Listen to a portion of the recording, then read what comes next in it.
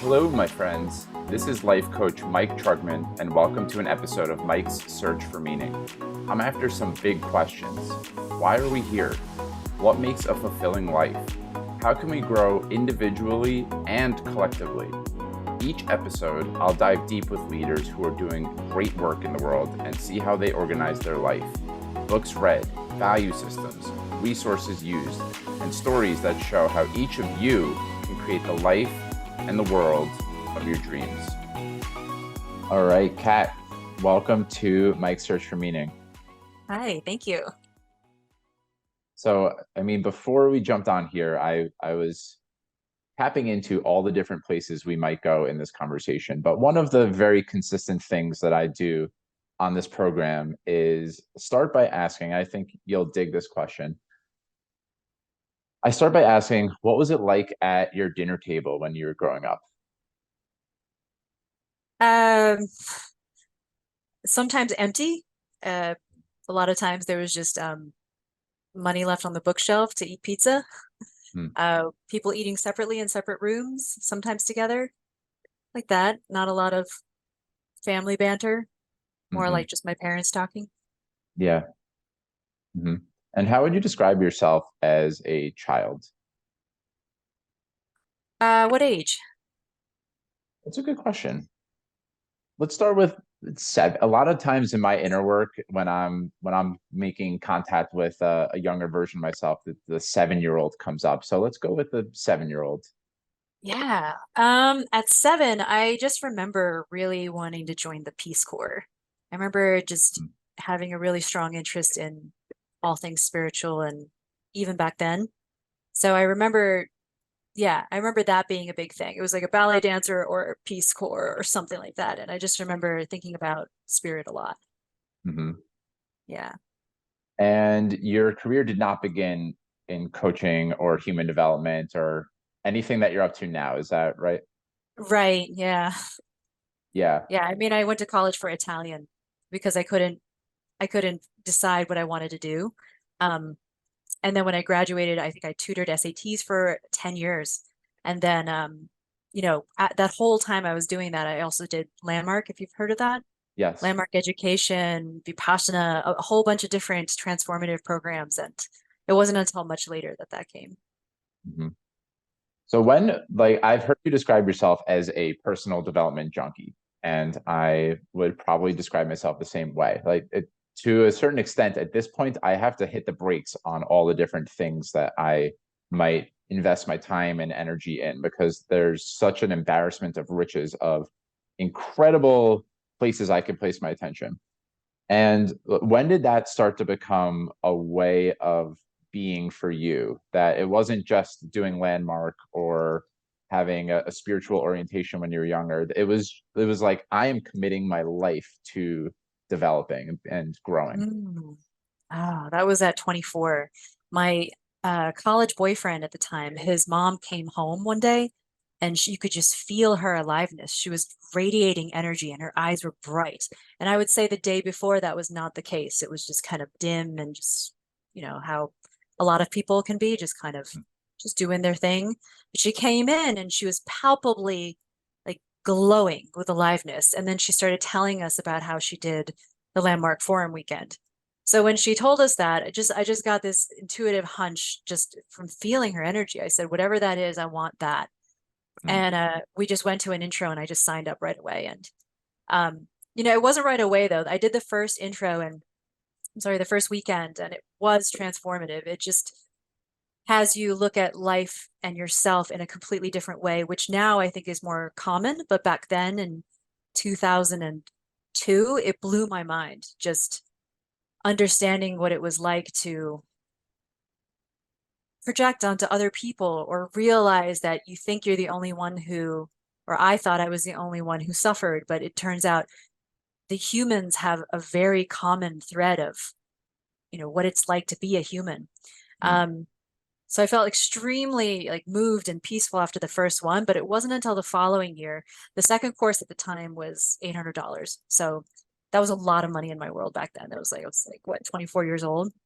Mm. And I had a dream. And in the dream, maybe 8 months later, it told me like go back to Landmark and take that second course. And I have dreams like that every once in a while, but it was very strong. It was clearly not a dream. It was like a push. And I've had that happen in other moments of my life. Mm, So I just woke up and I said, okay. So I went, and then that weekend was so profound. Like, I mean, it really does like blow you out of the box of whatever you're living yeah, in. And that's when I committed. The whole trajectory was different after that. yeah. So I've never done Landmark, but I've done adjacent or similar experiences, and there's a lot of things I could say about it. But I guess one thing that blew my mind is just that. Well, you mentioned the word projection, and that was something I don't know if I learned that specifically in it was called gratitude training, is what I attended. And this whole notion that I am creating, like I see the world a certain way and every other person is doing the same thing, but that I also can incorporate new beliefs and adopt new behaviors, new ways of being in the world, that blew my mind. And Right? it Because really no one did. tells you that. Yeah.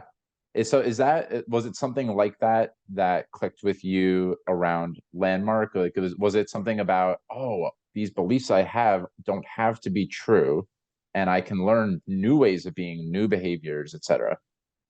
Yeah, I mean, one of the first things I realized there was okay, so there was the Landmark Forum leader, and the way that the courses are taught is there's a lot of he'll lecture a piece, but then people will go up and ask questions and things like that. And this guy goes up to the stage and he's being really bitter and just arguing with the leader. And I remember sitting there thinking, like, God, he's so annoying. Why doesn't he just sit down? Why did he even come if he's not going to listen to the thing? He's just like my dad. And then the Landmark Forum leader pauses him, and like turns to us and says, "Do you hear your judgments about him or whatever's going on and about what you're saying about either him or me?" And like people were nodding, and then he said, and then he like said it. I don't remember exactly how he said it. I'm going to paraphrase, but something about like, whatever you're saying about him or me, you have said about someone else. Who are you actually thinking of when you look at either one of us? Hmm. And I was like, oh, I was thinking about my dad. It's like completely thinking he's like my dad. And he was saying, like, you not only do this with us, but you do it with everybody around you. Yeah. And so that was like the pop moment of show like demonstrating to us what projection is and how we're just then he goes into talking about the already always listening. So that was like a pivotal moment, but the whole weekend was like little pops like that of like pointing out what we were doing that we had never thought to question before Hmm. because we just thought that was the truth and we were just believing everything we were thinking. Hmm. So yeah. What is the what always already listening? Is that what you said? Yeah, they teach us about how we are already always listening to everybody around us in a certain way. Hmm. And like if we say that if we have a belief like people are always out for themselves or something or whatever it is, we will always be listening in that way and we're filtering everything that people are saying. So there's no other way for them to show up, even if they're being super generous. Like we're filtering it through that, so we can only see it through our interpretations. So Yeah. All yeah. right. So I think I'm going to ping pong around in this conversation, Kat, because there's so many different things that I think could be really useful for understanding. Like one of my past guests, his name is Sam Lamott. He has a podcast called How to Human. And I feel like we could title this conversation How to Human. And I want to bounce around in all the different ways that you have learned how to human and how you support other people in How to Human. And I'm borrowing that from Sam Lamott. So it's not my thing. But uh, putting that aside, one thing that I don't think gets enough airtime is that not only when we're conscious do we internalize some of these beliefs, but things that our parents had and that our great grandparents or and grandparents and great grandparents, like it's we're kind of born with a certain set of beliefs. And on your website, you have an experiment. You say Google the mice cherry blossom experiment. And I would love to hear you explain what that is. And it relates to a lot of the different things that we might speak about today. So, what is the mice cherry blossom experiment? Okay, so it's experimentation on animals, which I do not, I'm not like a fan of that, but I'll talk about the science. They had these little white mice or um and they would shock them which is really sad, but they would shock them while blasting the smell of cherry blossoms on them. So eventually they got to a place where whenever they smelled cherry blossoms, they would freak out and get really stressed because they associated it with a shock. So then they had them, mating, and their pups also would react to the cherry blossom smell in that kind of stressed, anxious way, even though they had never done the experiment on them. And same with their grandpups. So, like, epigenetics is becoming a lot more popular, but that whole concept of inherited ancestral trauma, I mean, it's intended to be for our survival so that we can avoid things like cherry blossoms if they really are dangerous, or snakes if we need to in our environment, but it can happen in a lot of ways that don't make sense as well. Like if we're like our parents are born in during wartime and we Mm, no longer have that at all, and then we're still reacting in that same way. So every one of us has our DNA shift and change, and then we inherit that. So but what's wild is if you know family constellations and Bert Hellinger, and he developed this whole way of working with inherited ancestral trauma with a few other people that's become very popular. Mark Wolin wrote a book called It Didn't Start With You. So there's so much science and tested mm. stuff to back this up. So I'm just going to go right to talking about what they saw. Yeah, But go for it. people will inherit unconscious not only beliefs but experiences, and sometimes repeat them. They will unconsciously repeat things. So like one of the most common things is repeating patterns in relationships, even if they've never met their parents, even if they're adopted. So this has nothing to do, I mean, if it's definitely more cemented in if they've experienced it in childhood, certain patterns like maybe anxious attachment or um, just that's just one example. But even if they've done experiments with twins where they've never met their parents, and they've done experiments with adopted children, and they will still repeat a lot of the patterns, and different children will inherit different aspects of the parents or grandparents' trauma. So it's kind of wild how we're as a species, we really do inherit and absorb our surroundings. Mm, mm. Have you heard of or seen the documentary Three Identical Strangers before? No, but that sounds interesting. I think I know where you're It's going. Yeah, it's super interesting, and you can imagine based on your response what I might say. But and this is again, talk about messed up. Like I don't advocate for testing on animals. I certainly don't advocate for testing on humans. And so there was a scandal component of this. So I'm definitely not advocating for it, but it was really interesting. And I think I want to watch it again now, especially because this conversation is evoking it. But three triplets were separated at birth, raised in completely different environments. Uh, if you look at them as quote unquote experiments, they had not very similar upbringings, and they still, if I remember the documentary correctly, so there was a natural yearning to find. They learned at some point that they were triplets. They wanted to find each other, Mm. and when they connected with each other, their mannerisms were very similar, their fears, their beliefs, like a lot of Wow. it's really crazy. And so epigenetics and what you're born with before you're ever treated any sort of way, it really can have a profound impact on the person you are. And it sounds like kind of intuitive when you talk about it, but it seems like it escapes our consciousness for some reason. Like we focus so much on what happens when we're here because it is vitally important. But I'll say a personal example for me, very recently, actually, this past weekend, my family and I went to a restaurant for my dad's 70th birthday, and it was a very expensive restaurant. My dad was telling a story about how in one of his early jobs he had an expense account, and he took my uncle out for so his brother took his brother out for a nice meal on the expense account, and my uncle literally turned green because of how uncomfortable being in an expensive restaurant made him feel. And I've grown up very privileged. I've always known where my next 1,000 meals are going to come from. But when I go to a restaurant like that, I can feel within me, scarcity is one word that I could use, but like I don't belong here.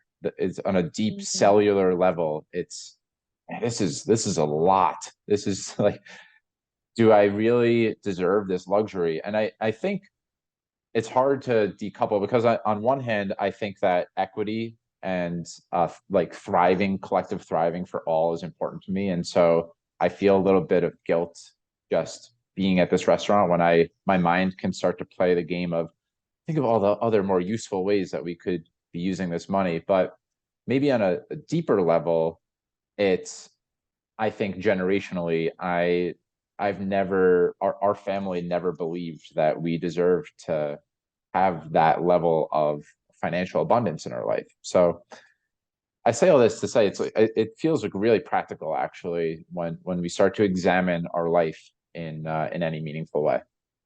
Absolutely.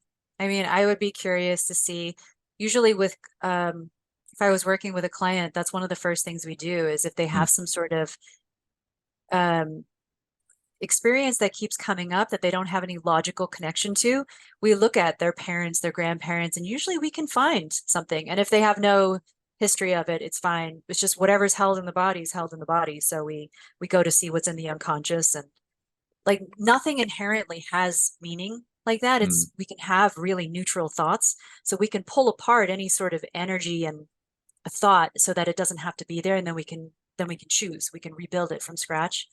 But um, but yeah, I would probably go and look first. yeah, yeah. That'd be interesting.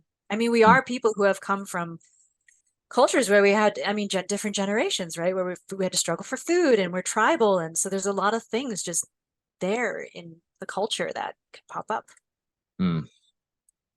What are some other ways that you look at helping folks navigate there's different ways we could phrase it, but the unconscious or like what's happening in our body. I know that I've been super guilty of trying to figure life out up here in my head.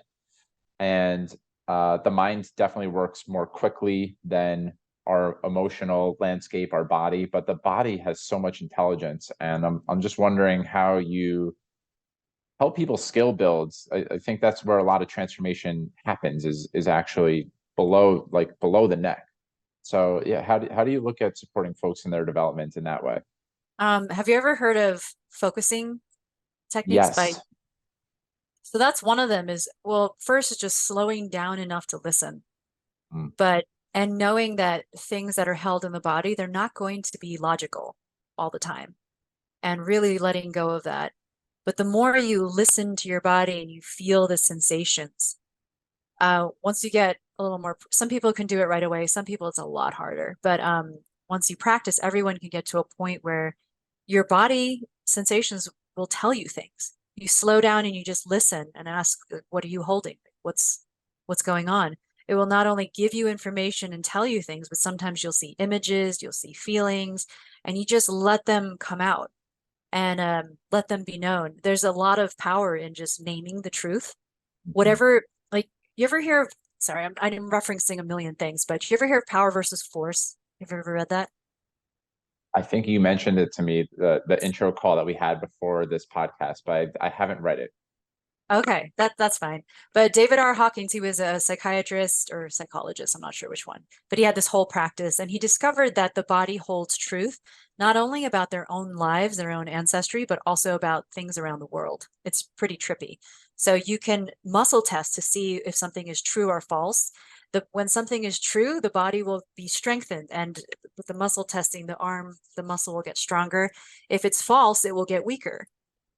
Even if you hold an apple that has pesticides on it, it will weaken the arm. So there's something about falseness or something that isn't healthy that will, your body just knows it. And he's done it so many times with different tests, and they're all blind tests. So he'll have like a number of different people testing for a series of the same thing and getting the same answers. And as long as the person um, is at a certain level of consciousness, like power versus force. If they're not in the force levels, they're more in the power levels. They test really clearly and really cleanly, and they'll get the same answers for all sorts of things around the world. So you can, as soon as you name something, so the technique I work with is from where I trained, part of the main part of my technique, which is mind light, but they teach EFT tapping, and they use various other techniques to help find what is being held in the body and being held like it's true. So Mhm. once you tap on the meridians and you name it, just the body hearing the truth and then hitting on these meridians where your energy is flowing helps to release it when you meet it with compassion and Mm. welcoming and acceptance. So the energy of your body completely changes as you start releasing these things. Is there a personal example that comes to mind for you of something that your logical mind probably couldn't comprehend, but it was being held in the body, and what it was like for you to let go of that, release it, make contact with it? Me personally, um, Yeah. I've had since I was born, since I was two, my mom told me I was extremely physically very careful. Like I don't like getting cut or hurt, so I'm like super, super careful. Um, so I have a lot of unconscious, well, had a lot of unconscious fear of just physical harm. Mm. And I've had to just find it, why it's being held in my body and release it. But if you actually look back in my ancestry, it makes sense because my parents grew up during Japanese occupation. There was a lot of poverty. There's a lot of, the way Asian people raise children, it's systemically can be violent. So I have a lot of that in there. So even though I'm here and my mom's trying to do things differently, there's all that in there. This fear of being physically hurt and attacked with no experience of it. So I had to find that, and I would see even images, feelings, beliefs, memories of how things are with people, and then tap and release it. So Mhm. Yeah. And so what is it like when you say meeting that with compassion? I think that there's a certain in personal development, there are like, I don't know, Tony Robbins, for example, the way, at least the way I understand him, there's a lot of kind of masculine, forceful, shatter your inner critic beliefs, etc.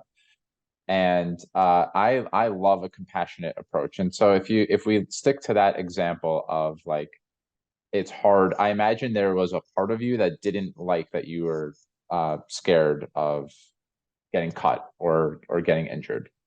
mhm. So what is it like? Could you walk us through the process of meeting a fear that maybe your mind would say, "Ah, it's like so irrational and it's holding us back," and meeting that with compassion? Yeah.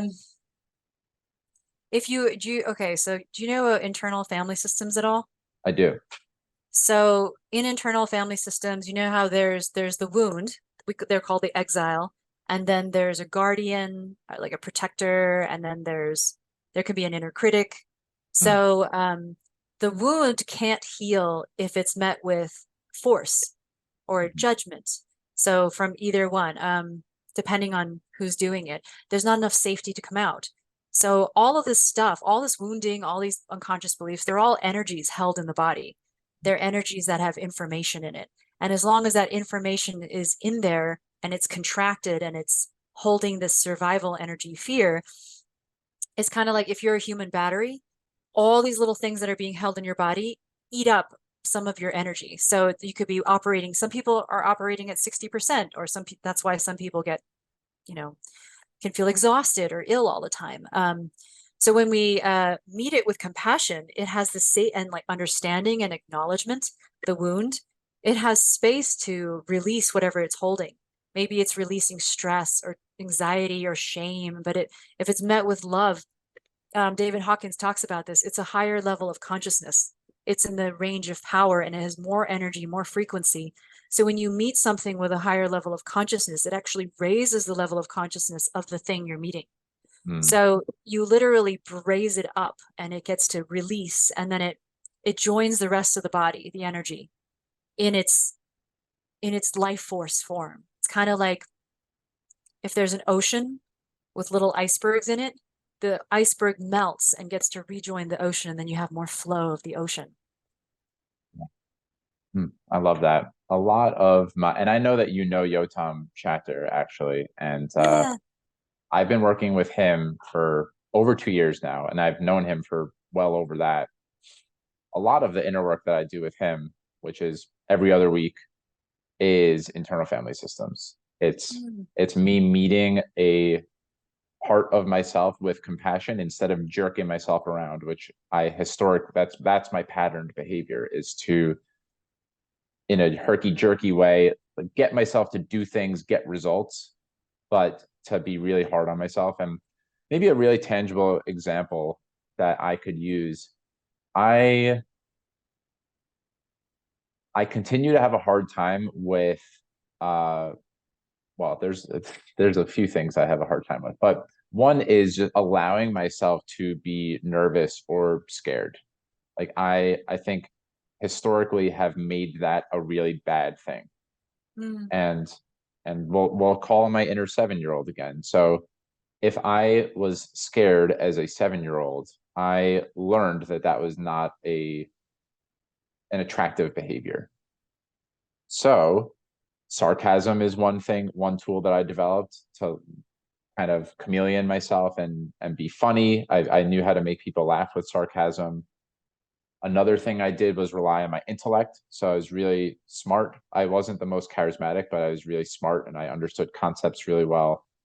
And I was really good at focusing on other people, but not on me. Like making Mm. other people feel at ease. That's been one of my predominant, still one of my predominant strategies is my okayness depends on all of your okayness, and I'll take care of myself after. And the power of internal family systems, there's so much, but really making contact with the parts of me that I've developed. So you call them protectors, right? Or managers, maybe. The protector parts that chameleoned or were sarcastic and thanking them for all the work that they've done. Hmm. And then also getting in touch with the scared part of me that's really been stuck. It's crazy, but the scared part of me a lot of times is frozen in my body. And when I make contact with that part of me and meet it with love and compassion, it frees up. There's so much more aliveness and presence that happens in a moment like that in a way that I couldn't possibly so the first time that that happened, I was like, what is happening to me right now? This is so crazy.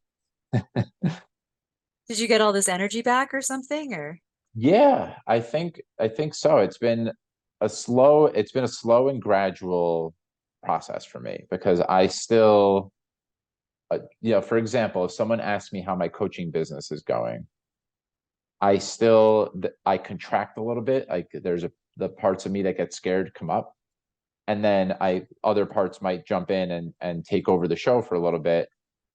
And I'm like, God, why am I still scared? I've been doing this for a few years now. Why do I get scared when someone asks me about something I'm really passionate about? And actually taking the time later to journal or whatever thing helps for any person, but for me, journaling helps a lot. Or talking to my partner. Hey, yeah, when your parents asked me about how my business was going, I noticed I got really scared. And yeah, in the moment, I tried to brush past that, but it helps for me to just say, like, I felt a lot of fear in that moment. It's crazy how that does restore my energy to feel like, oh, I'm okay, I'm good. yeah. Well, what I'm hearing you say is, you know, naming your truth. What's real for you Yeah, restores your truth. I mean, that makes sense. Truth is known to be life-giving. So it's, yeah, I love that you're doing that. yeah. So as promised, we're going to ping pong around, and I want to make sure that we talk about. There's other experiences I know have been really formative for you. And when we checked in before this conversation, you said that you had a tingly aliveness, and maybe one reason that you would attribute to that is the Dr. Joe Dispenza retreats that you've attended. And Yeah. in any way you see fit, would love to hear you talk about why that was so like what was the impact that attending those had on you? Um, they're phenomenal. They're miraculous. And so you go to a 7-day retreat and you're meditating for 6 hours a day, but you're not like I've meditated before. I've done 10-hour silent meditation sits and they were powerful and healing and all the things, but the way that he does it is different. He has you meditating in such a way where he calls brain heart coherence.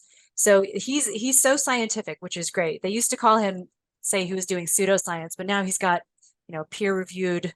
He's got scientists like proving everything he's doing and doing scans or scans or whatever. But he's measuring everything. So you're meditating in a way where you're creating brain heart coherence. Heart Math has one of those little monitors where you can track for the coherence. But when you do, you're emitting so much energy from your heart, which is actually like another brain. And through that, your body starts shifting. Okay, let me back up. Basically, his premise is your whole body is really energy. There's no Mhm. really solid matter. They've shown that in science. When you get down to the cells and the atoms, it's all just energy. And the slower the energy waves are moving, the more dense it seems like matter. So um, Hawkins would say in one of his or some of his books that force is a heavier, denser energy. And as you get to higher levels of energy, like love and peace and understanding, and they're higher waves of energy. So when you do this meditation and get the brain heart coherence, you're lifting your energy up and you're going into faster waves, which is more closer, getting closer and closer to light versus Mm. density and 3D matter. So by doing this technique and understanding, he also lectures so that we understand what's happening, because our awareness is so powerful that if we believe or if we understand or know something that's happening, we can actually amplify the effects because we do actually influence our environment. So by doing all that, we were able to, I mean, what I saw all week was just I was becoming happier and happier. I could feel energy swelling in my heart. People were coming in on wheelchairs and going up to the front and talking about these debilitating chronic illnesses that they've had and having huge healings and breakthroughs. And I saw so many people getting up out of wheelchairs and people who haven't walked in anywhere from like a few years to like 16 years. I mean, not everybody had that dramatic of a healing, but everybody shifted. And yeah, so just going to it, I noticed that my energy increased. I felt my heart just booming and expanding. I've had a chronic back issue since I had my daughter, and it's like 70% better. I used to wear a back brace to go hiking. I don't even wear it anymore. My vision was getting a little blurry. I've had LASIK twice, and my vision was getting a little blurry again, and it's starting to get sharper and clearer. And just my levels of happiness and joy are just shooting through the roof. It's Mm. amazing. And I did three in a row because it was just so powerful. And a bunch of my friends did it with me. My friend needed prostate surgery. His prostate was growing into his bladder.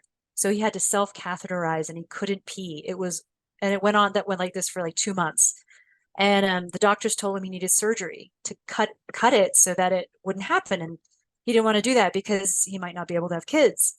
He meditated for 6 weeks before even going to a retreat, created this brain heart coherence, and it completely reversed. So Mm.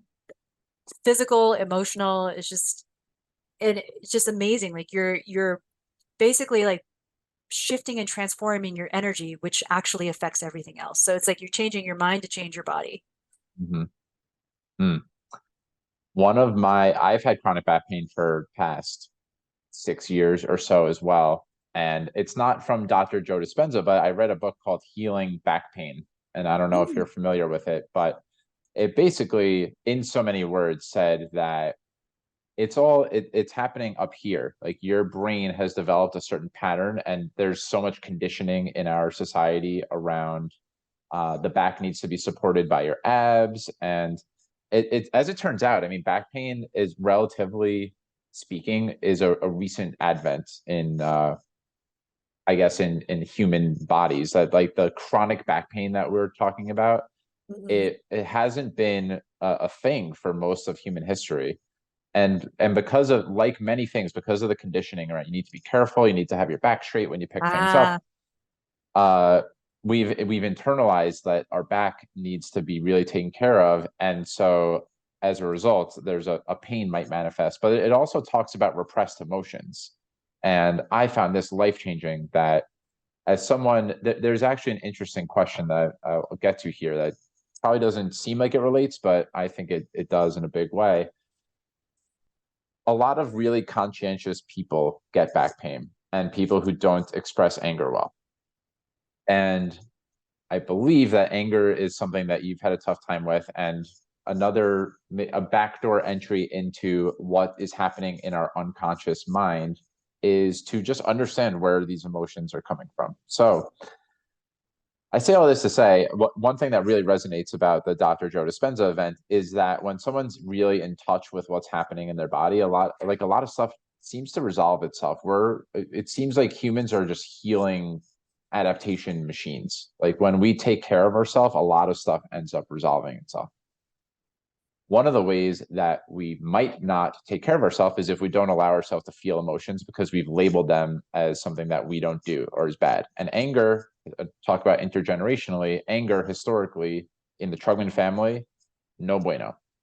So what's your relationship with anger been like, and how have you opened yourself up to feeling more of not only anger but just your full emotional experience? That was definitely a journey.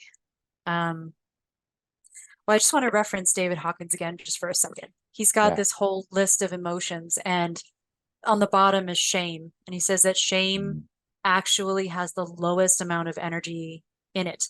And if a person's dominant emotional state is at shame, they're one step up from death.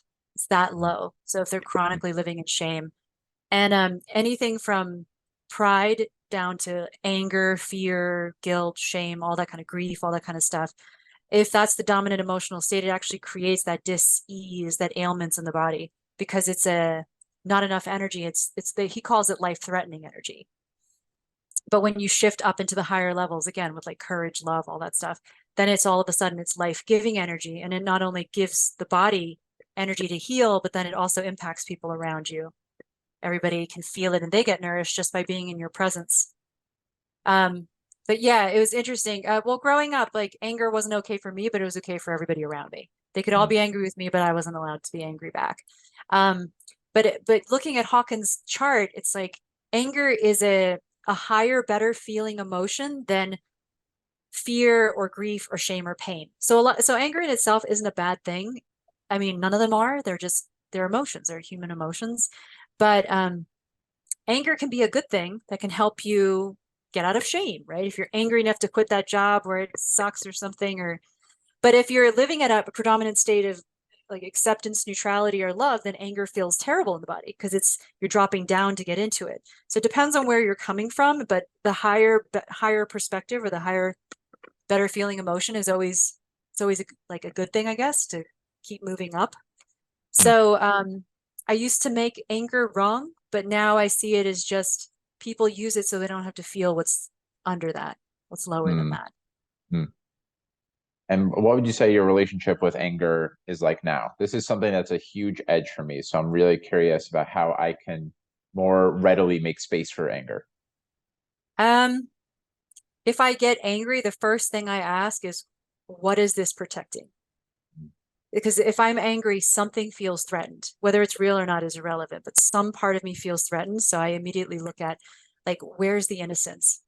Because if you're feeling angry, there's some part of you that just wants something, good, something innocent, like safety or I don't know, to be loved or something. So I immediately go there now, and then it usually diffuses it pretty quickly.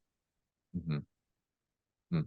Are there other emotions that, whether it's with you or clients, that people have a gnarly relationship with, and to get in right relationship with them has been a little bit of a journey for you? And if you could explain, like fear, I imagine is a really big one too. In my experience, making space for what is, and not resisting, we can't really control what's happening, right? Like if I feel fear, I can try and do some sort of shift move around it, or it could just be like, huh, that's interesting. What's this all about?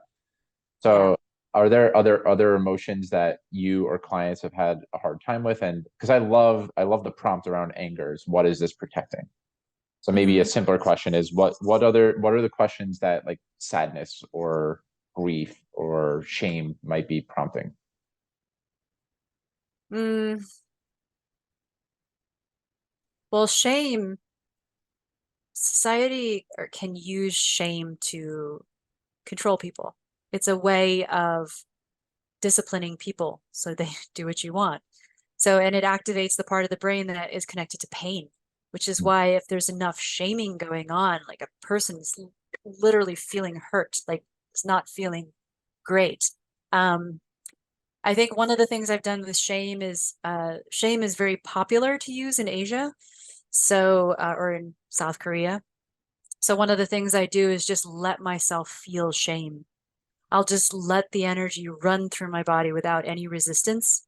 And I'll just breathe in, I'll tap and I'll breathe in deep, slow diaphragmatic breaths and just let myself let it run. If you let something run, no feeling lasts forever. But Hmm. it's when we resist it. Usually what people do with shame is a number of things. They'll freeze or they'll start attacking the person who they think is the cause of the shame, or fight, flight, freeze, fawn, whatever they do. But every time they're doing something around it, they're not allowing themselves to feel it. They're trying to get it to go away. So the more comfortable we can get into just surrendering to what's going on in our body, not labeling it as good or bad, but it's like, okay, this energy is here. The shame is here. It feels painful. It feels like, just letting it run with compassion. You can just tap her and it will run through eventually. Hmm. As long as you're not making it wrong. Anytime we make something wrong or we avoid it, it keeps it stuck. Hmm. Well, if we transition a little bit here, unless there's other things that you want to share about emotions, because and we might work our way back around in the conversation, but uh, I will just say that emotions are addictive. They're very addictive, and our bodies like to feel it. There's a saying in I'm paraphrasing again, but in A Course in Miracles, you find what you're looking for. Or in Landmark, they call it you always win the game you're playing. So if you keep running into certain emotional dynamics or situations, it's because a part of us is seeking it. In trauma work, they call that the repetition compulsion. But our bodies are like familiar emotions. And even if they're considered negative emotions like shame or anger, we will seek it out. Um, so we have to first recognize that there's a part of us, for every part of us that doesn't want something, there's a part of us that does want it. So that's kind of how the unconscious works, because it thinks that everything's all about survival to the ego, the human survival machine. So there's a part of us that thinks it's safer to hold on to that identity or that familiar emotional pattern. So just knowing that could be a huge help. Again, yeah, truth, it's really helpful. yeah. So we haven't spoken too much in this conversation, if at all, about trauma that has happened in our lifetime. We've spoken about how we might inherit it from our parents and so on and so forth. And that was one of the things we had teed up for this conversation. I think it's super important. I think workplaces are starting to warm up to the fact that we're all impacted by trauma to varying degrees. And I mean, one narrative that I see that's been I have felt, because I grew up in a really loving and amazing household, and I think everyone experiences trauma, and to deny that, talk about ways that we're not allowing our full aliveness and not we're denying our experience in some way, is to diminish, like, someone had it worse than me, so what am I going to complain about? I had it pretty good.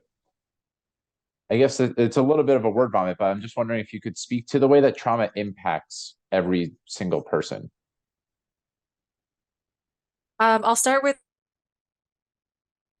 how Mindlight defines trauma. Hmm. Before I started training at Mindlight, I really had no idea the mechanics of trauma and like what it really was. But um, it's unintegrated energy in the body. So if something terrifying, painful, or jarring happens, unless it's able to run its course, it can get stuck in the system. And it really depends on how the person is relating to it. Like something that's traumatic for one person might not be traumatic for another person. So when that energy gets stuck, it's looping and it will create ways to protect itself. So that's just a very, very simplified way of looking at it. And then there's a range, right? There's a huge range in how much trauma a person has. And the more unintegrated energy gets taken up in the body, the more it takes away that capacity, the capacity to come back to safety, the resilience, their energy. Like there's this was that test, the ACEs test, adverse childhood. I forget what the E Experiences. stands.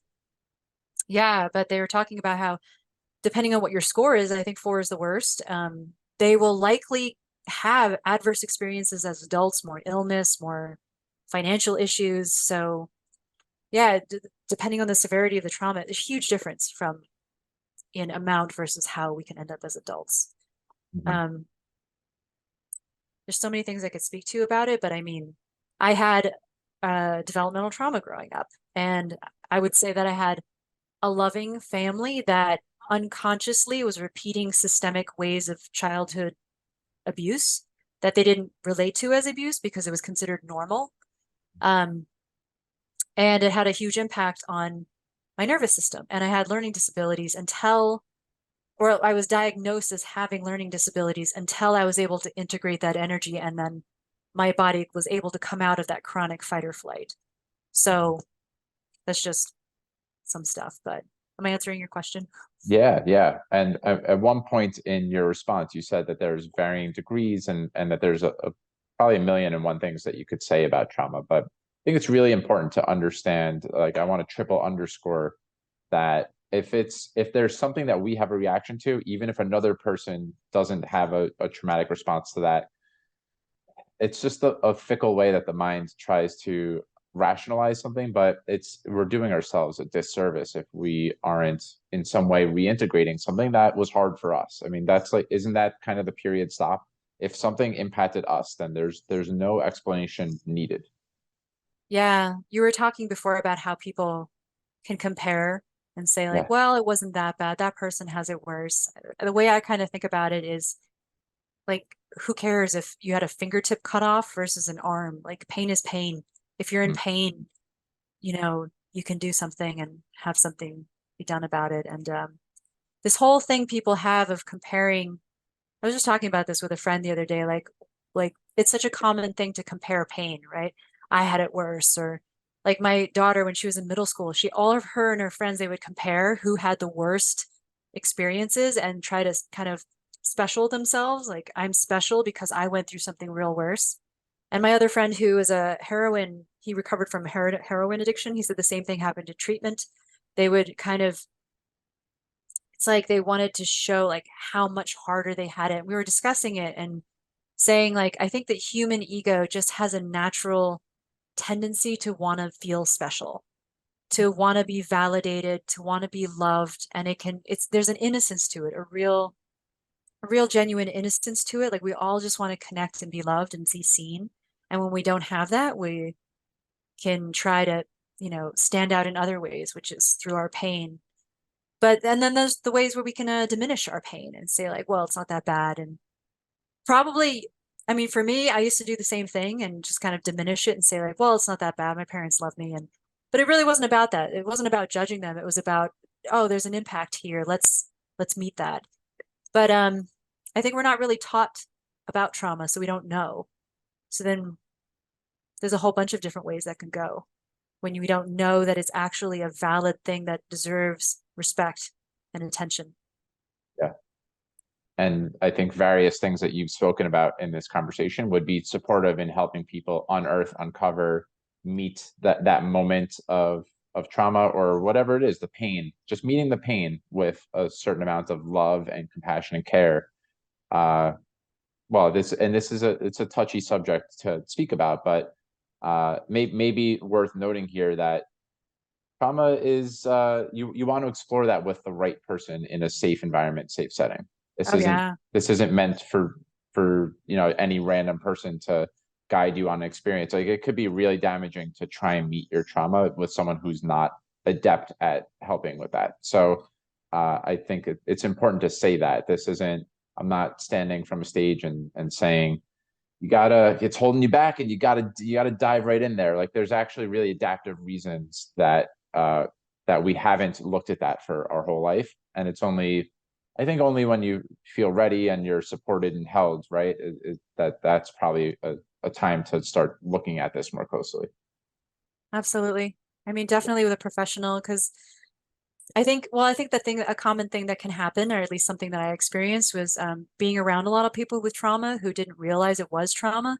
And then people around them getting angry, like, why can't you just get over this? Or what's the Mm-hmm. problem? Or invalidating it or saying, well, I just did this. And it's like, it's not the same. Like, we have no idea what's going on in another person's shoes. And whatever they're experiencing is valid and it's valid for them. And we have no idea the history trailing behind them. So I think just, but it's also hard being the recipient of someone who has trauma and then they're always kind of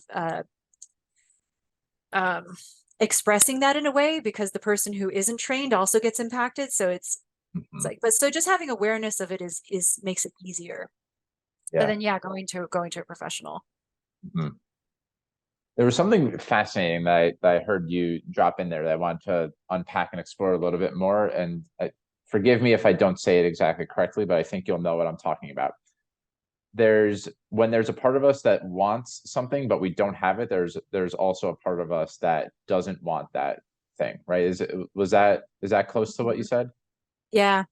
So I think like a really common one for me is I want let's say a six-figure thriving coaching business. Mhm. But I don't have that. So if we could work this out in real time on me, could you walk through, because my conscious mind is going to say, of course I want that. Like I'll have more money, I'll make a bigger impact. There's a part of me Yeah. that clearly doesn't want that. So what's that all about? Yeah, that's great. I love that you're willing to go. Sure, I understand. Apple Watch. I love that you're willing to go there because a lot of times people have a hard time hearing that. So you like immediately were like acknowledging it. So that's a big step. Hmm. Um, so the parts of you that want it, those are great. You can come up with your whys, like Tony Robbins loves to say, come up with a really strong why. And that's, of course, that's half of the work, right? And then also find all the parts of you that don't want it. And this is where focusing can become, or journal prompts can become really helpful. Or if you're practicing it, you could probably just think of it out loud. But there's a part of you that doesn't want it for a very good reason. And if you, it's always survival based, whether it's physical or social or emotional. So if you just sit there and you ask, okay, what are all the reasons why I don't want it? I'll just give you some space to. Yeah, yeah. What are the reasons I don't want it? I think that while I've made a lot of headway in being seen, I am scared of being seen.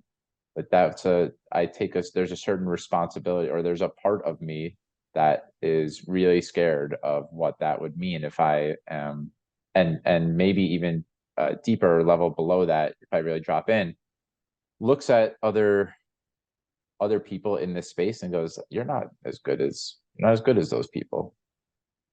Mm. So They're you better. So we could probably, dive deep into each one of those two components you just mentioned. Yeah. Like if we were in a session, I would ask you like, well, what does it mean to be seen? Like what could happen? And I would tell you to just forget about it being logical, let your mind just come up with images, feelings, let it run rampant. Hmm. Yeah, what does it mean to be seen? So I'm closing my eyes here.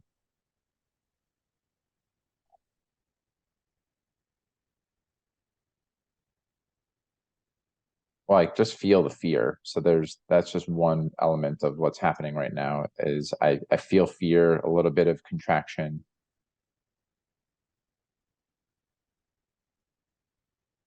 I've had a fear my whole life of being found out. Some people would call it imposter syndrome. What if you're found out? Then what?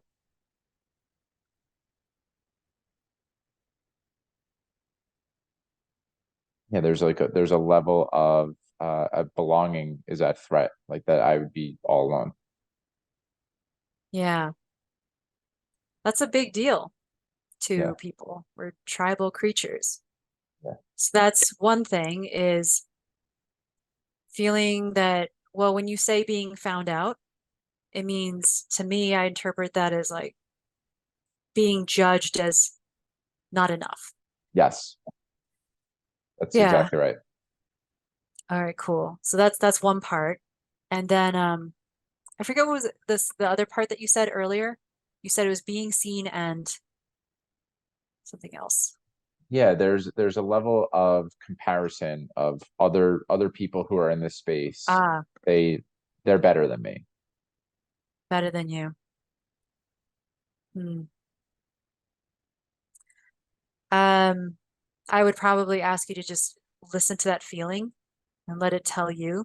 I'm guessing that there's memories stored in there of feeling that way, whether it's this life or inherited or whatever, but there's something stored in there about being compared to. So if you kind of just ask, does something come up?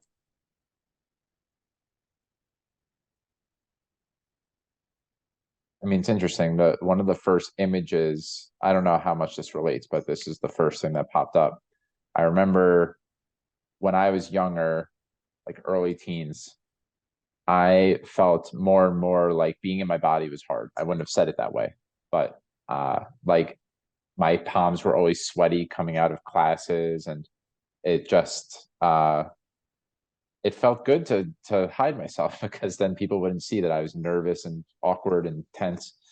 And my sister was very outgoing, bubbly performer, and I was getting an image of a time where we ran into, I don't even remember who the people were. We went out for lunch or something, stopped by, my mom knew someone there. It was me, my mom, my sister, and someone was asking me about my career aspirations, and I said like maybe accounting, which is what I ended up starting my career in. And I remember perceiving the person as being like, oh, okay. And what about you? So my sister, and she's a love feeder, and I could see the way this person lit up uh when my sister was talking about being a performer, and that seemed, I made up that she was a more interesting person than I. So maybe actually it's not better than, it's like I'm not an interesting person because I'm awkward, I'm scared, shy, like something like that. Mm. So what you're saying right now points to something important, which is we go back in time and something happens, and that when that something happens, we come up with a reason for it. It's like I must not be as interesting. And Mhm, then we usually have, once we make that decision, we usually have other incidences where we keep gathering evidence for that. And that mhm, keeps getting stored in our body as a truth, which it's not, but and mhm, then we don't really examine it. And then we kind of go up into our adult life and we operate from that energy because it's still in the body and it's still running. mhm. So my guess is that there's probably some things earlier than that as well For sure. that that contributed to it. Kind of, that's how it is. It's like our identity, the way we go out and operate, it builds on each other. There's the pre-verbal from zero to, there's the inherited, then the pre-verbal, and but it keeps building all these little encounters and these beliefs, and then they get stacked and stacked and stacked. And it's, I think when we're from 0 to 8 years old, we are in a, I forget what the brainwave state name was. It might be theta or something. And I think when we were infants, it's like delta. But it's like a hypnotic state where it gets really deep into our subconscious. And then if not investigated, it just kind of gets held in the body and we live from that place. Hmm. So that Yeah, fear that you were talking about being seen, being enough, being alone, all that stuff in the coaching practice, it makes sense that that feeling, those parts of you or those aspects would be wanting to keep it manageable, or hmm. maybe. And when you prompted that you posit that there's something earlier than that, and it immediately, what it sparked in me is that I remember if I was little, I was really scared that if I made a mistake, if I messed up, that I would be reprimanded by my parents. Like I was really scared of the response that might happen if I wasn't, air quotes, perfect. And so I spent a lot of, one way to look perfect is to not take a lot of chances, right? And so me sticking my neck out and taking a chance is really hard for, like, that historically has been really hard for me because if I Mm. mess up on a bigger scale, I've learned from a young age, if I mess up in any way, that's I'm going to be reprimanded, and I don't like it, and I don't do conflict well, etc. And to do it on a bigger, if I allow myself to be seen in front of lots of people, then it's a kind of deepening what we were already talking about. Yeah, I could imagine to that part that it would just be just way more of a risk, way Yeah. more reprimands potentially. So what's interesting is again, like that innocence. Like if you're just kind of looking at the innocence of all these parts of us, it's like that part of you just wants to be safe, Mhm. be loved, belong. It's really like this beautiful innocence to it. And really all it's avoiding is a feeling, right? just a feeling in the body, and then thoughts are attached to it. But it's really just people just really avoid the emotional pain body, as Eckhart Tolle talks about it. And it's actually way more easy to release that energy so you never feel that again with that trigger than we think.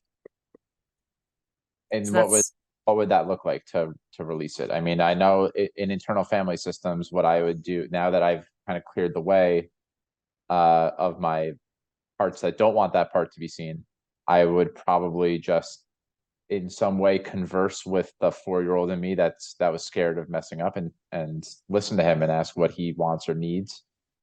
And if I was doing this work, if I was really dropped in, I think he would just want to be told he's okay. You know, it's okay if you make a mistake, it's okay. And me yeah. almost imagine that I'm there with him, and that would release the fear and maybe the shame of not being perfect, air quotes again. Yeah, I like what you're naming, the talking to the part, going directly and talking to that energy, bringing him compassion and reassurance.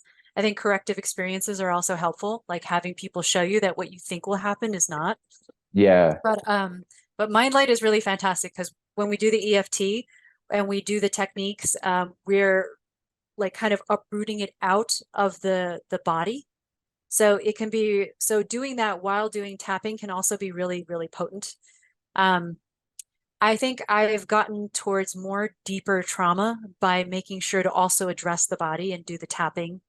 And yeah, that was really effective. I mean, like deep, you could feel it, like you're excavating your energetic body and releasing it out. So it's like Mind Light does a blend of somatic experiencing with internal family systems, with this and that. They kind of synthesize their own thing, but they're always tapping on the body, doing the diaphragmatic breathing, and you're emptying the body of these unconscious things. Um, so that's a really fantastic technique. Another really great one I love is breath work. Have you Hmm. done breath work? Oh Yeah. yeah. So there's this Belarusian guy who was raised in Poland. His name is Witali, but he has these intense breathwork sessions, which are fantastic because you just bypass the conscious mind completely. And he has these hour-long sessions that you can do. And it's really great when you set an intention. If you set an intention and then do the hour-long breath work, I think the conscious mind can shape what gets released. So I've like dumped and emptied out so much fear from just doing these hour-long sessions like multiple days in a row. So that's Wow. I usually do that in conjunction with the EFT and all the other things. And it's potent. I mean, you said Y Tally. Could you spell the name? Do you know how to spell it? Witalij. I think that's his last name. One more time. Sorry. WITA. Lij. Oh. Think so. I think that's his last name, but he calls his program Vitality. It's for vitality, so it's clever. Um, he's really, really got a really great guided meditation voice, but his are potent. My gosh, they have been. It's great. My whole family started doing it. My husband has sleep issues, and his sleep issues are gone. Like he used to wake up a lot during the night from stress, and he's just not doing that. But if he skips the breathwork session, it's sometimes Yeah. if he skips it, it can come back. So maybe he hasn't released all of it, but it's working for him in a way that other things haven't. So that's amazing. The dispensa meditations also, when you're doing intense the meditation sessions, it just accesses the unconscious, and sometimes your energy just empties out and heals of this unconscious stuff without ever directly addressing it. A lot of Mm. times when we're meditating though, like your body tells you what it wants to Hmm. release. Hmm. Yeah. Is there anything else around energetics that feels like it'd be helpful to share? Like breath work is potent, EFT is potent. Anything around? We've spoken a lot about inner work, but is there any other way that you look at energy and support folks in what you might call energetics? Um, think about it for a second. So it's really a combination of a lot of this stuff, but the bottom line is the closer we get to truth when we're doing the EFT or IFS or family constellations, the closer we get to the deepest layer of root truth, the more it releases. The more Mhm. we address the body, the more it releases. The more we can truly not only welcome and accept with compassion whatever is coming up, but seeing it from as high a perspective as possible. That also shifts what you're looking at, if that makes sense. Like Yeah. Like I was saying before, David Hawkins was saying that he had a therapy practice with all these different therapists working for him. And the people who had the highest level of consciousness got the most results from their clients. So the higher perspective and the higher level of energy that you're looking from, you change what you're looking at. So you're influencing them while you're working with them, and you just get way more results. So just constantly doing your own work so you can hold that. Hmm. That also helps. So Yeah. whenever I go to work with someone, I muscle test to see like what level of consciousness that they're at because I know I'll get more results. So yeah. Very cool. Yeah. So I think there's only one more. Well, I have two things written down here, and so maybe I'll serve up a menu of different options that you can take and run with. Okay. I so creating in life is one of the things that you gave me as a prompt. And I think one of the natural byproducts of doing all of this work, if you're doing breath work, if you're doing inner work, you're doing all the things, you probably start to get in touch with a more creative energy is one way to put it, right? Like you're more in touch with what your deepest, truest desires are. And I don't know if that's what you meant by creating in life or what you meant. And so if you wanted to speak a little bit about that. And I also wanted to speak a little bit about projection. And we that was mentioned at a point in the conversation, but I think it could be helpful to understand a little bit more about what that is, how we all do it, what the work is to do when we project. So I'll let you decide which way you want to go from here. I can go in both directions because Sure. they kind of intertwine. So everything in our lives is a mirror anyway. Like Hmm. the whole world is projecting a reality, and all we're ever seeing is what we've created through our beliefs. Um, so another way of saying that, like we impact our environment. Do you ever see there's a study done, I forget but the name of the French scientist, but it was there was all these little ducks, these little baby ducks, and they had an AI robot that would randomly go around a little square space. And the ducks were on the right side, the little baby chicks were on the right side, the AI bot was on the left side. And they watched the AI robot and it was completely random, 50% chance of, just kind of ping around. When they put the little baby chicks, the chicks imprinted on the AI bot and thought it was their mom. And so then after the little ducky chicks were there, the AI bot started only pinging around near the chicks. So basically, these chicks' their desire for their imprinted mom to be near them actually drew the AI bot near them. So we are all able to influence our environment. The quantum field, from what the bleep do we know? Dr. Joe talks about it. It's like a real measurable thing that scientists can measure over and over and over. Like they even talk about the power of prayer and how it can heal people. They did all these blind studies of groups of people like sending loving energy towards a certain group. Then there was a group that had nothing, and then there was a group that had a placebo who were told that they had something and didn't. And it was all like blind. So they would do this and keep rotating every single month and not tell which group who was who. And so it's very measurable that our intention, like when we're sending out an energy, it really has an effect, right? So when we're projecting and everything is a mirror, it's usually based on our past and what we believe, like what we believe, we will look for evidence of it in our world around us. So that's how we're projecting. Like a person could be completely generous, but if we think that everyone's selfish and we're just firmly believing that, or that we're not worthy of receiving, we won't be able to receive from them, or we won't be able to see like all that we are receiving. We'll kind of skew that. Um, so the world can be really useful in that way because it's a mirror. So anytime when something happens that we don't like, we can just ask ourselves, like, what do I believe in me that attracted this experience? Hmm. Because we are that powerful that that will happen. Um, I could pause there in case you wanted to say anything. I'm keen for you to keep on going if you want to keep on going. Okay. Yeah. So Okay. as it pertains, I mean, when I hear projection, I think of it in a negative. Like if I'm irritated by a specific person or someone says something that I don't know, someone says something that overinflates the importance of money based on what I think about money. I want to, like, I can feel in me that I want to pounce on that. And like, money isn't everything. There's so much more to life.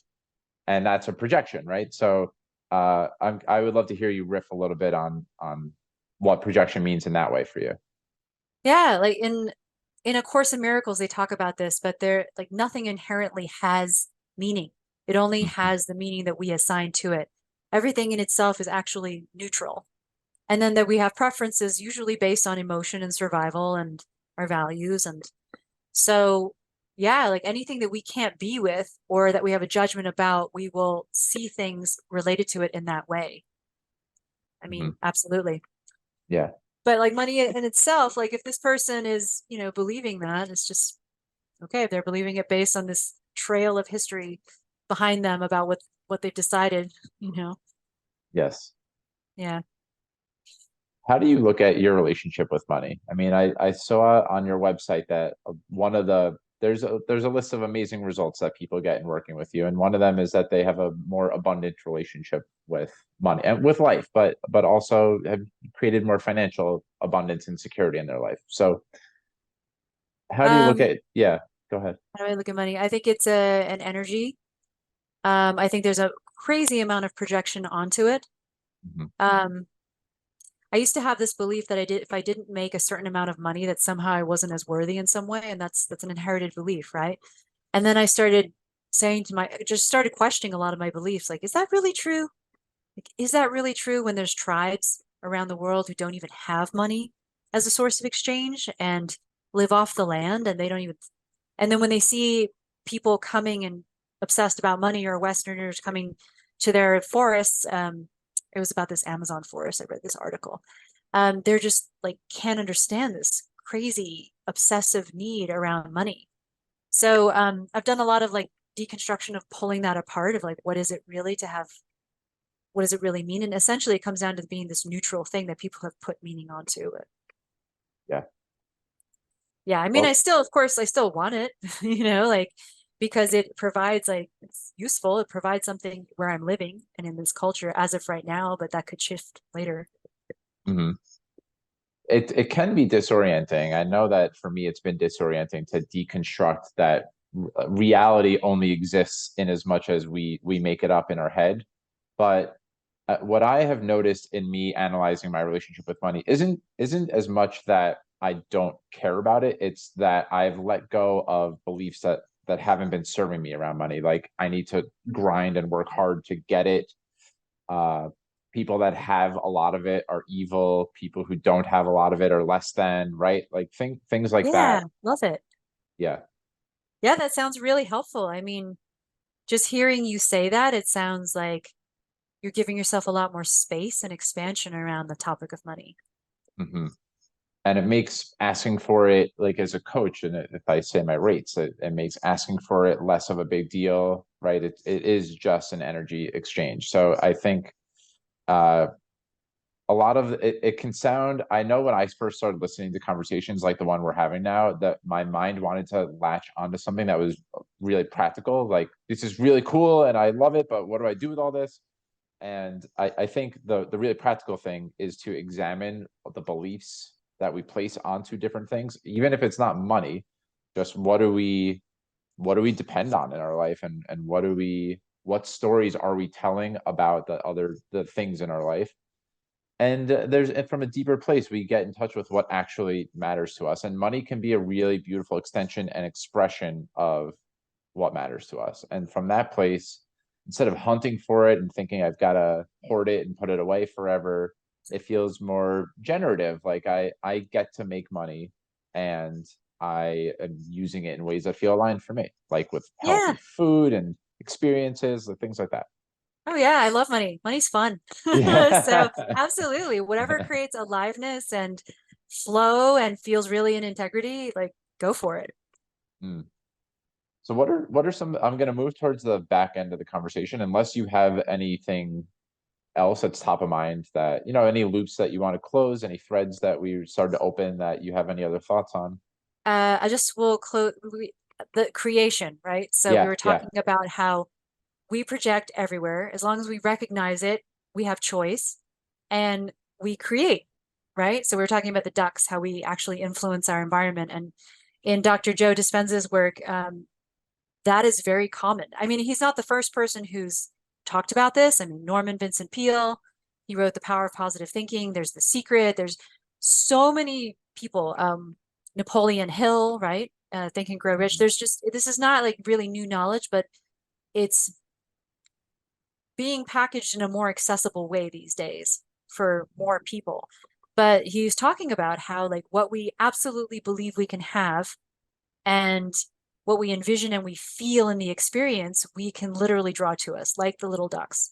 And I see it time and again at all these retreats, people miraculously, I call it miraculous because it's not as commonplace, at least in my experience, but people doing what he calls the supernatural. In his book, he calls it becoming supernatural. I mean, I've heard amazing stories of people manifesting not only vacations and food and healings and money and just all sorts of experiences just by actually applying these techniques.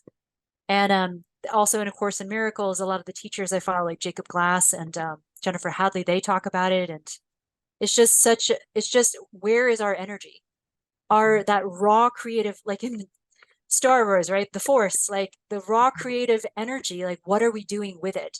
Because a lot of it is unconscious, but as long as we can harness that raw energy and have more choice in gathering that up, like trauma work is about freeing up energy that's been bound in the past and survival. So when we free that up, it joins the rest of our energy, like the human battery. The more we can be really aligned and intentional with the energy that we have and gather more of it up, create more expansion. Like you were doing it earlier when you said, I've let go of these feelings around money that haven't served me.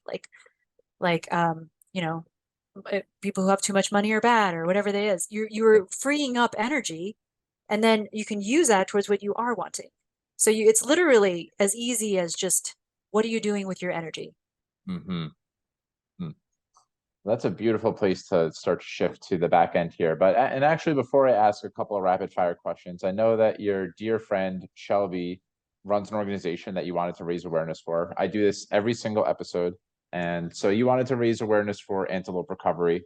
Shelby's been a past guest of the podcast, and as you know, and so folks might know a little bit about it already. But I will donate to Antelope Recovery, raise awareness for it. And if you want to say a word or two about Antelope Recovery and Shelby, the work that they're doing there, then I would love to give you some space for that. Yeah. Shelby used to work at Fire Mountain, a place that helped teens with mental health. And she's created this incredible programs for teens. There's online programs and then there's in-person groups. My daughter has taken one of them, even though Mm, she was in one of the beginning groups. And it's like all this personal growth that we've done on how to understand what it is to be a human, how to relate to our emotions and create expansion and our heart opening. My daughter got all of that in one of the first teen groups that she did with Shelby. mm, So that was incredible. I mean, she went from not being able to raise her hand in class and getting really socially anxious to feeling confident and free. She started raising her hand in class. So it's amazing how if you have that kind of really loving, accepting, skilled space to really open up, it translates to other areas of your life. Now, Shelby actually, her mental Antelope Recovery actually works with people with more severe, but like they're doing an incredible job. And I've already heard all these testimonials and stories about the kinds of work that they're doing, the healing that they're bringing. And it's also online. So it's way more accessible. So a lot of kids that weren't able to be reached before or who don't have cars are now able to, you know, go and get the help that they need. So it's beautiful. mm, All mm. the skills and the learning that she has that she's put into these programs. Yeah. Well, it's a beautiful organization to raise awareness for. So, like I said, I'll make sure I link to this in the show notes. I'll link to all the incredible resources that you've mentioned in the conversation as well. And a couple of rapid fire questions at the end here before we wrap up. So, what's an ordinary everyday moment that brings you great joy? I mean, the first thing I thought of was my daughter and my dogs. Mm, I mean, we do yoga together and we always do it on the floor, and then the dogs always come over and they're like licking us or giving us snuggles while we're doing yoga. It's just so joyful. Like I love my three babies. mm, very sweet. Where do you feel most unfinished? Like what's an edge that you're looking at in your life right now? Do you ever read Autobiography of a Yogi? I haven't. Well, it's incredible. And he talks about awakening from the veil of illusion and how we all have everything we need, and all we're ever really looking for is ourselves because we are source. And we do all these things thinking we're going to find some sort of fulfillment from a relationship or an activity or food or a thing. And really, those are all shit that he says that they're all just like blind alleys, and we're all only ever really looking for ourselves, which is source, that wholeness, that oneness. That is unfinished for me. Hmm. So far. I can't believe you haven't figured that out yet, Kat. I have totally found myself and I'm not chasing anything in Nice. my life. Could learn from you. Yeah, no, that's I think we can all relate to that one. I love that sentiment. Yeah. Mhm. It reminds me of we're all walking each other home. That's exactly. Yeah. Yeah. So I have two more. Uh, what's the kindest thing that someone could say about you? Kindest thing. The first thing that came up was more of a ego flattering thing that felt really kind to my system, which is like, wow, she's really making an effective difference for people. Yeah. Like that, all I care about is impacting this world, right? We got the 100th monkey effect. If we can raise the consciousness levels to and heart opening 10%, then everything shifts. So that if they were saying I am doing a really effective job at it, that would really feel great. Awesome. So where would you invite folks to connect with you online? I know that you have an Instagram page, LinkedIn, website. Is there any other place that folks can connect with you? Not at the moment. I've paused on TikTok and YouTube, but just catgelinas.com would be the main place. Beautiful.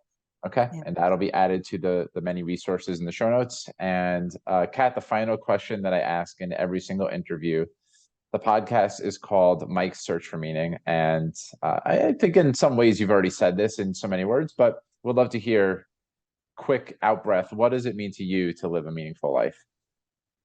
Meaningful life is one where I am, well, the first thing is being of service in a really meaningful way that brings people more love and peace and joy and expansion. Um, and to do that, I have to take the journey myself. So I think that flow back and forth of being on this journey of expansion and growth and self-realization, I guess, awakening, Mhm, um, is that, and then sharing that with others because we're all connected. mhm. Yeah. Well, it seems like you're firmly embodying what it means to live a meaningful life. And thank you so much for sharing so many of your gifts with my audience and with me today. One of the first things I said to you when we jumped on the call today was that I feel really safe with you.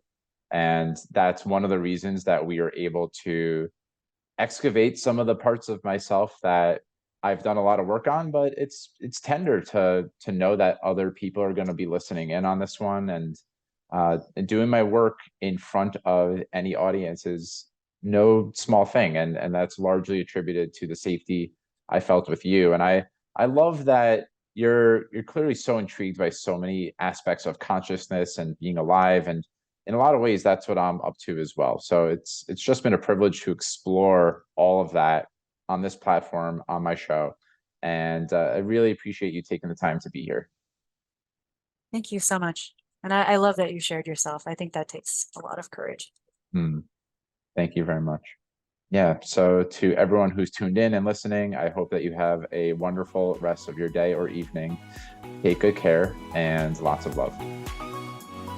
Thank you so much for taking time out of your day to listen to Mike's Search for Meaning.